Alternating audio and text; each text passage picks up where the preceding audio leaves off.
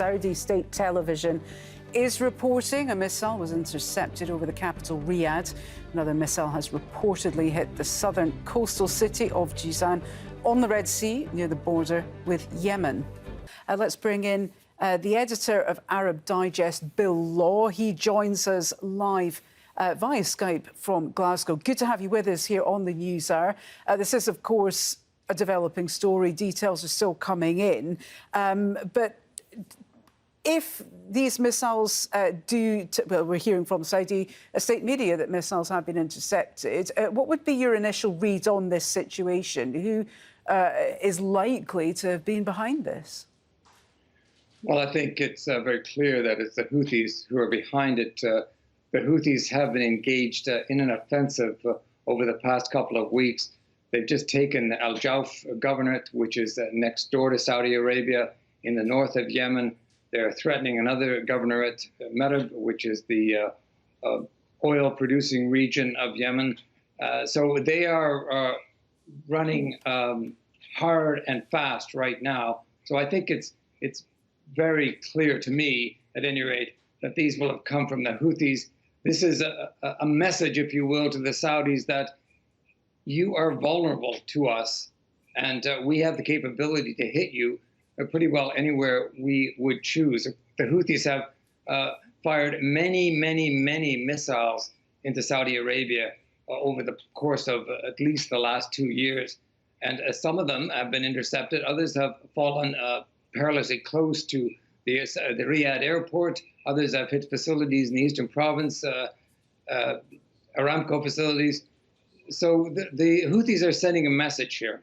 Well, it would certainly appear to be so. In terms of this strike, the fact that they've managed to get missiles, if this is indeed the Houthis, they managed to get missiles up to Riyadh, which isn't next door to Yemen.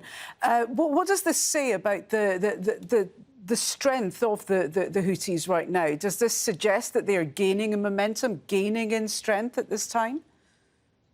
Yes, I think it does. And I think the Houthis have already shown they have the capability to fire missiles at great distance and hit Riyadh and other parts of Saudi Arabia, not just that portion of Saudi Arabia that's adjacent to Yemen.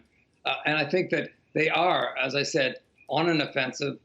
They are staking out a claim now. Who knows where this will lead? We do know the Saudis are very anxious to find a way out of this war. Mohammed bin Salman's younger brother, Khalid bin Salman, has been attempting to find a road to peace, not very successfully at all. This, I think, simply raises the ante. The Saudis, of course, are engaged in an oil price war with the Russians. They themselves are dealing with the coronavirus issue. They are in a situation where the Houthis, I think, have judged that we can, as I said, send them a reminder that we're here and we can hit you pretty much anywhere that we want to. The good news, I suppose, is that at least one of these was intercepted, so that the Saudis have the ability to take out these missiles.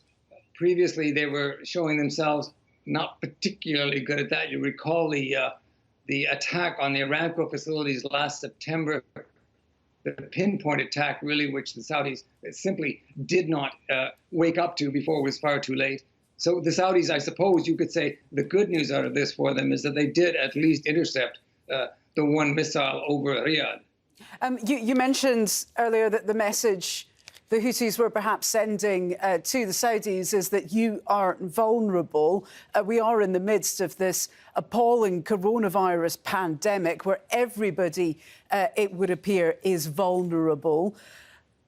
What do you make of the timing of this attack, given that we are all so consumed by this deadly pandemic that's sweeping the entire globe? Well, I think the timing is it's quite ruthless, isn't it?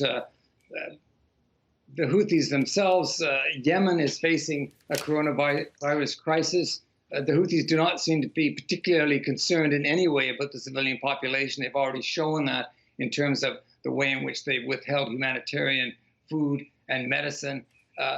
They clearly see this as an advantage to play, regardless of the situation with coronavirus, either in Yemen or in Saudi Arabia. OK. Bill Law, the editor of Arab Digest. Great to get your thoughts. Thank you so much for your analysis. And thank you for joining us there live from Glasgow.